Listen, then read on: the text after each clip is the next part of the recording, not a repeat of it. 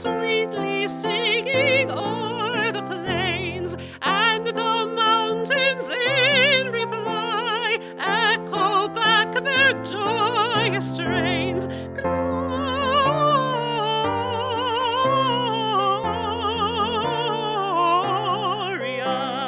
in excelsis Deo.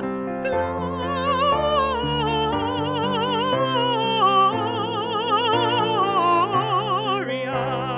in excelsis Deo. Shepherds, why this jubilee? Why your joyous strains prolong? What the gladsome tidings be which inspire your heavenly song? Gloria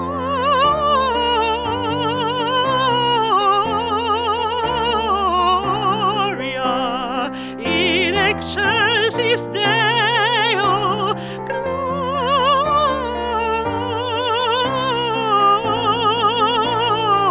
Gloria in excelsis Deo.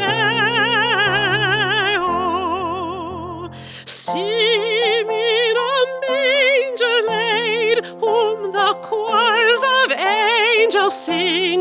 Mary, Joseph, lend your aid, while our hearts in love we raise. Gloria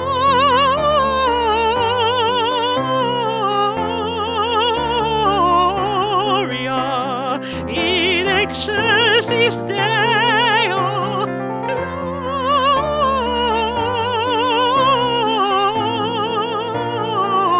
Gloria in excelsis Deo.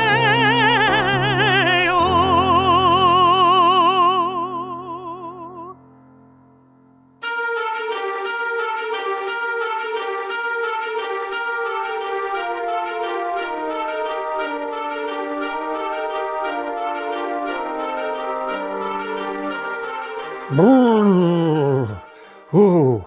Well, here we are at the North Pole, and you're probably wondering, what is Father Angelo doing at the North Pole? Because wasn't Jesus born in the Middle East? And now here I am in this cold, cold place. And then, what about all of the other things that we have that are associated with Christmas? So for example, Rudolph, Frosty the Snowman, Santa, are they characters in the Bible? Is there a gospel of Rudolph that we don't know about? So we hear all these stories and they can be really confusing. And so as a Christmas present to all of you, we present this 4-part mini-series where we're going to explore the origins of Christmas. We're going to separate fact from fiction, reality from fake, and to do that, we're going to start from a place that all of you are probably familiar, the Nativity. Okay, so here we are at the manger scene, and as you can see, we've got a whole cast of characters here. We've got the baby Jesus, we've got the Virgin Mary, we've got Joseph there, we have the angels, we have the shepherds, the animals, and then we have the magi. But why are all these people here? Well, we know why Jesus is here. It's Jesus' birthday. He was just born. And the Virgin Mary, she's there because she just gave birth to her son. And Joseph is there like the good father. And the angels are there sent from God to protect the baby Jesus. And the animals are there. Well, the animals are there because we don't want them on the street, right? But then we've got the shepherds and the magi. They seem kind of mysterious. Do we know a lot about them? So let's go ahead and take a look at who they are and why they're important to the Nativity story. Let's start with the shepherds. Who are the shepherds? Well, shepherds are those people that take care of flocks. In this particular case, flocks of sheep. I guess if you thought about it in the modern day, they'd kind of be like cowboys taking care of their cattle. But it would be kind of odd to have cowboys at the manger scene. But really, who were these shepherds? Now, what we have to understand is that we've all been taught that these shepherds were poor and that they weren't really educated and they didn't really know too much other than how to take care of sheep. But this wasn't true at all. Actually, what a lot of people don't know is these shepherds, they were priests of the Jewish temple, so they were Jewish priests. And their big and important job was to make sure that all of these sheep were ready for the big Jewish festival that happened every year, which is Passover. So why did the shepherds go to the Nativity? Well, one night, while the shepherds were tending to their flocks, an angel appeared to them. Now, appeared to them, did they appear to all of them?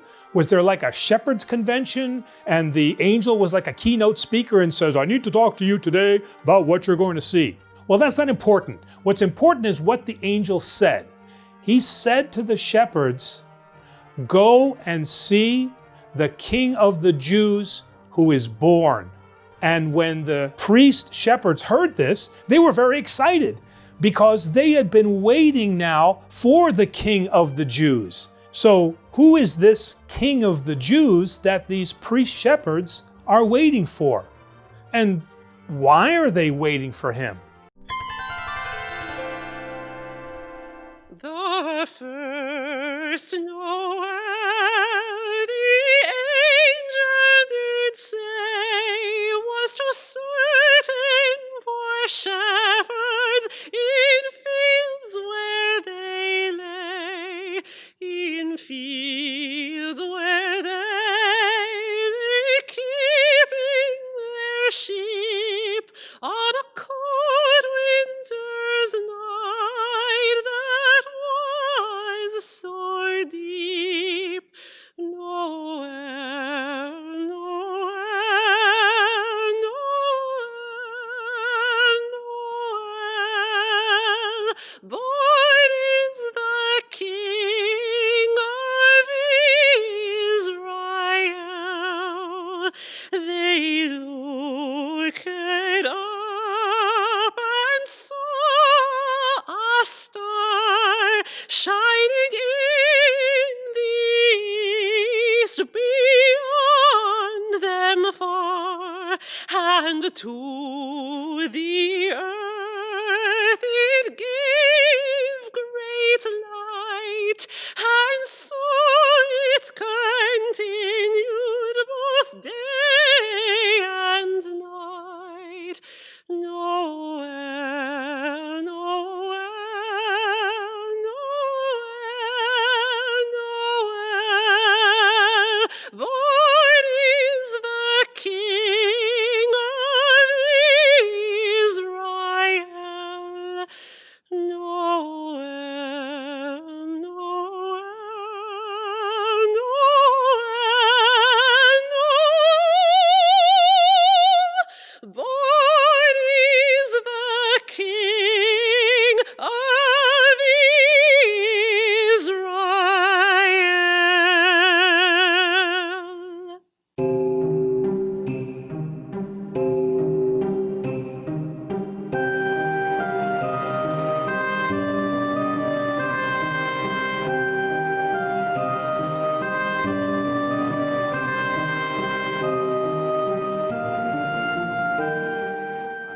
Who were the magi?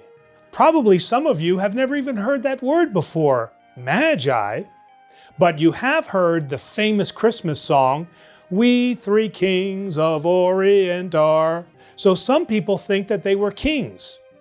Now other people think that they were wise guys, knock, knock, knock. And other people thought that they were magicians. Oh my goodness, last week we had cowboys and now we've got magicians.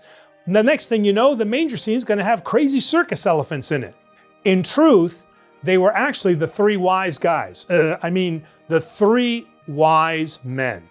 Now, these three wise men were actually astrologers and astronomers. So these were people that were very skilled at studying the stars in the sky. And they were astrologers because they believed that the stars could predict what was going to happen in the future. So that's like how today we have astrology, but we call it the horoscope. So you've probably seen your mom or dad pick up the newspaper and they say to themselves, oh, I'm a Scorpio, and today it says that I'm going to win the lottery. Well, we know that that hardly ever happens.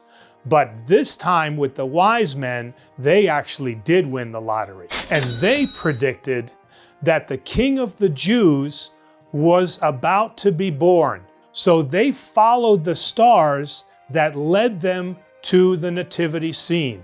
And that star was what we know as the Star of Bethlehem. So many of us have heard that there were the three wise men or the three kings that went. But were there really three? Or were there more? Well, in the Orthodox tradition, we believe that there were up to 12 of these magi or wise men. And in the West, they believe that there was only 3, although some kind of believe it's 4. So it could have been any number. So this group of wise men is following this Star of Bethlehem, expecting now to greet a king.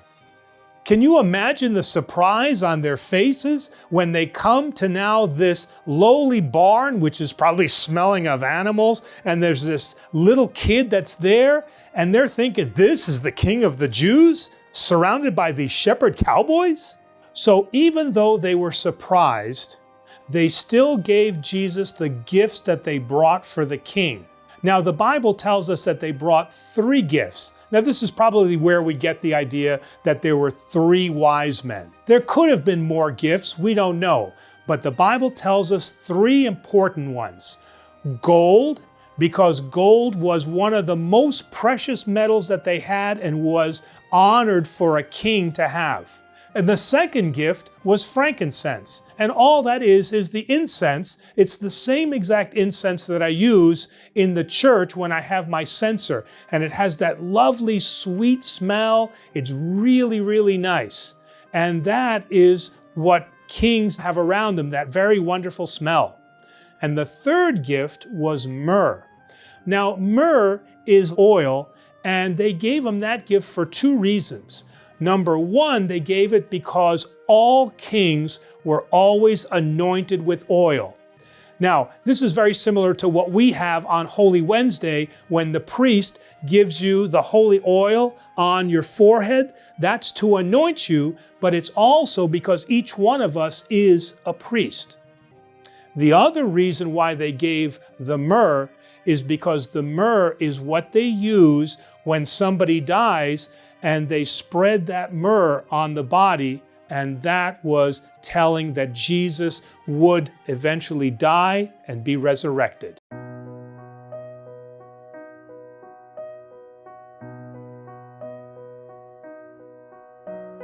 O holy night, the stars are brightly shining. It is the night of our dear Savior's birth. Long lay the world in sin and error pining, till he appeared, and the soul felt its worth. A thrill of hope, the weary world rejoices, for yonder breaks a new and glorious morn. Fall on your knees, oh, hear the angel voices, oh, night divine, oh, night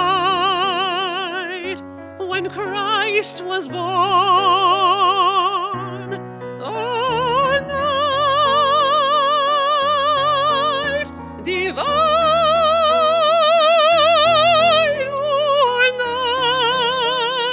oh, night divine, truly he taught us to love one another. His and his gospel is peace. Chains shall he break, for the slave is a brother, and in his name all oppression shall cease. Sweet hymns of joy in grateful chorus raise we, let all within us praise his holy name. Christ is the Lord. Oh, praise his name forever. His power and glory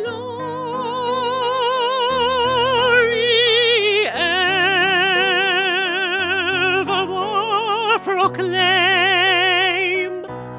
His power and glory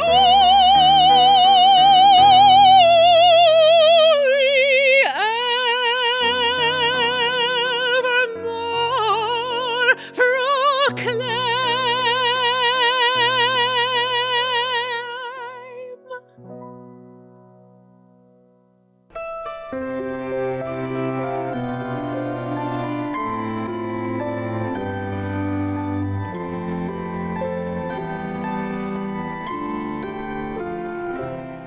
The Jewish people have always been looking for something called a Messiah.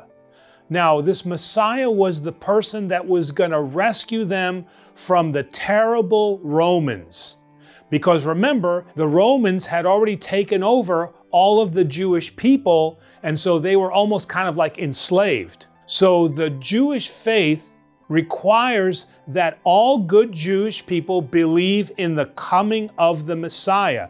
And he was coming as a king. So this king was going to come in riding on this mighty steed, not the way that Jesus actually came into Jerusalem, which he came in on a donkey. And they were not expecting that. So that was not the king that they were looking for. So Jesus, being born in this lowly and humble manger, defied all the expectations that the Jewish people had of this Messiah, this king who's going to save him. He was supposed to be born in this beautiful palace from this royal line. But we as Christians know this is not the Jesus that we know. The Jesus that we know was even better than just a mortal king or a mortal warrior. He was like the world's first superhero, like Superman. So in a way, Superman was kind of like Jesus. He comes from the stars. He's raised by human parents. He's pure of heart, but at the same time, he's strong enough to move mountains. And in the end, he dies but is resurrected. But wait, that's a story that we're going to tell later. Can you guess when? At Easter. So in the end, Jesus didn't meet the expectations of the Jews who were looking for this really strong Messiah. But they thought, well, let's see what happens. And they watched Jesus grow up and they saw him as this really great teacher, but he never did anything that they were looking for to free them from the Romans. And in fact, at the end, at Jesus' trial, even Pilate asked him and said, "Are you not the king of the Jews?" And what was Jesus' answer? It was very clear. My kingdom is not of this world. I am here for the salvation of all people. So for us as Christians, the meaning of Christmas and who Christ is exactly the way that we read it in the Creed at every divine liturgy. In fact, you've seen me hold this card up. It's in the pew. And what does it say? It says, Jesus, who for us men and for our salvation became man of the Holy Spirit and of the Virgin Mary. So that's what Christmas is for us, and that's who Jesus Christ is for us. Okay, so now that we know why Jesus was called the King of the Jews, and we've explained all the people were there at the manger, I guess now I got to get back to my original question, which I never answered, which is, what am I doing at the North Pole?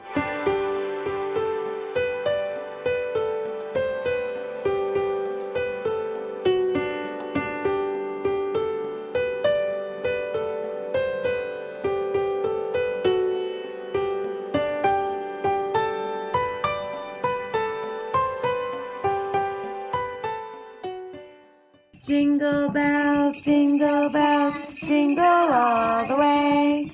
Oh, what fun it is to ride in a one-horse open sleigh.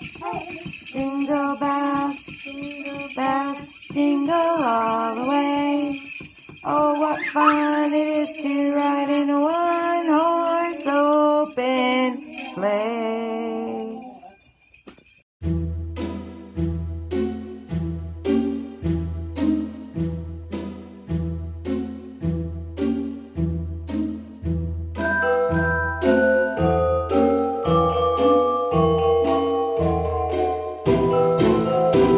Today we're going to be talking about the secret origin of Santa Claus.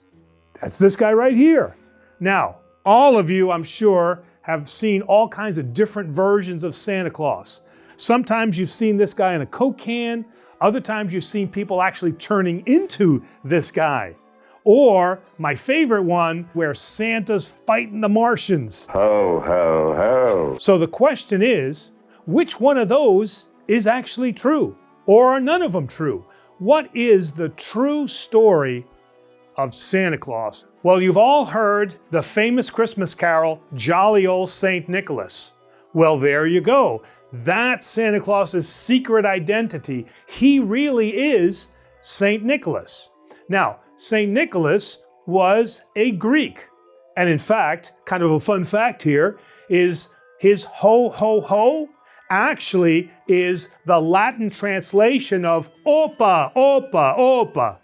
Now, seriously though, St. Nicholas was born to wealthy parents in what is modern day Turkey. And his parents raised him up in the church, just like your parents are doing right now. And just like your parents, St. Nicholas's parents were teaching him what Jesus' command was. What was that? Remember, we had this in earlier lessons. Help your neighbor, be kind to your friends, and also do good things for those who are in need, for those who are sick, and for those who suffer. Well, St. Nicholas is actually the patron saint of sailors. Well, sailors, what does that got to do with Santa Claus? Well, think about it, right? This is the earth, right? And every year, right, Santa flies with his sleigh all around the world, delivering all of his gifts and presents. But in the old days, how did people get around? There were no planes or anything like that. Look at this globe. Look how much blue there is on that. That blue is water. So in those days, if you wanted to get anywhere, you either had to walk, ride a horse, or travel by boat. So one of the stories of St. Nicholas is that he was traveling to the Holy Land, and while he was on the ship, there was a great storm that was threatening to tear the whole ship apart. And so St. Nicholas got on the bow of the ship and he rebuked the storm. You shall pass! And suddenly there was calm, and the ship safely got to the Holy Land. Ho, ho, ho. Well, think about Santa Claus. He's delivering all of those presents in one night. Well, you gotta have control of all those storms and everything like that if you're gonna take on that kind of big task. So anybody that could calm the storms with just his voice and prayers, that person's probably gotta be a warrior. So many of you have seen the Chronicles of Narnia. You know, the Lion, the Witch, and the Wardrobe. Think about how Santa was portrayed in that movie. He was portrayed like a warrior. Well, there's this really great story about St. Nicholas. This time, he wasn't going to the Holy Land, he was coming back from the Holy Land. And when he arrived, he found out from the people there that there was 3 innocent men that were about to be executed. What did St. Nicholas do? He ran up to the executioner and he grabbed the sword out of his hand and he stopped the execution. And not only that, he also found out that many of the people that were involved in the trials were bribed. Do you know what a bribe is? Well, a bribe is a gift for doing something bad. And we all know now that Santa Claus only gives gifts to those children that are good. So, well, where does the idea of Santa Claus giving gifts come from? Well, St. Nicholas actually started this tradition, because what he would do in secret is he would put gold coins in poor people's shoes, or he would leave food baskets on their doorstep. And this is the same thing that we see with Santa Claus. When do you get the gifts? You get them at night when you're in bed, so nobody sees it. It was St. Nicholas that started this really great tradition. And in fact, sailors who were celebrating St. Nicholas would then buy gifts for their families, for their friends. And isn't this the same thing? Not all your gifts come from Santa. A lot of your gifts come from your parents, or they come from your brother or sister, or they come from friends. And that's where that tradition started. Today, we put the presents under the tree. I mean, come on, your PS5 is not going to fit into your little snow boot, all right? But the important point is that the spirit of St. Nicholas, aka Santa Claus, continues to gift us every year with the joy of Christmas. So we'd like to wish everyone a happy, healthy, and safe Christmas. But wait, our story's not over yet. Next week, we're going to be talking about another saint who also gave gifts, but in kind of a strange way. But you'll have to stay tuned for that story.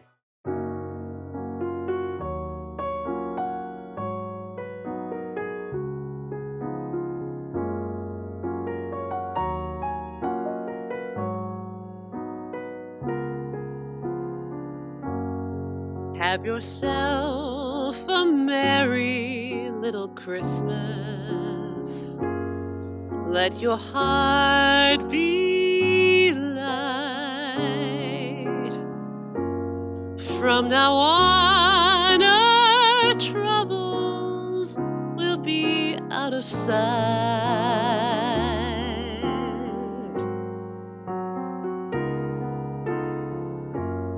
Have yourself a merry little Christmas. Make the Yuletide gay. Next year all our troubles will be miles away.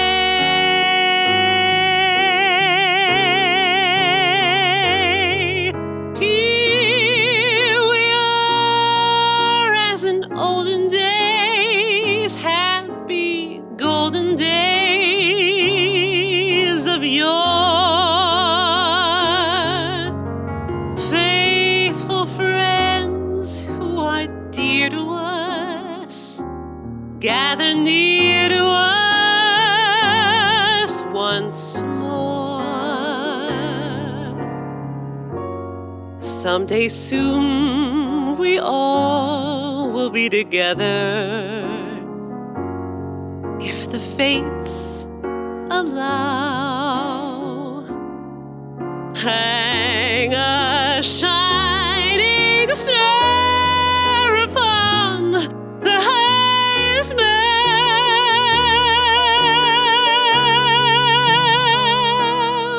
and have yourself a merry little Christmas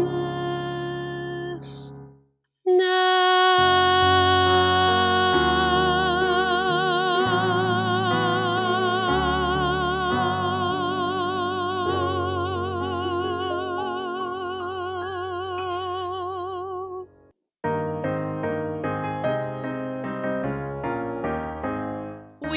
wish you a Merry Christmas. We wish you a Merry Christmas. We wish you a Merry Christmas and a Happy New Year.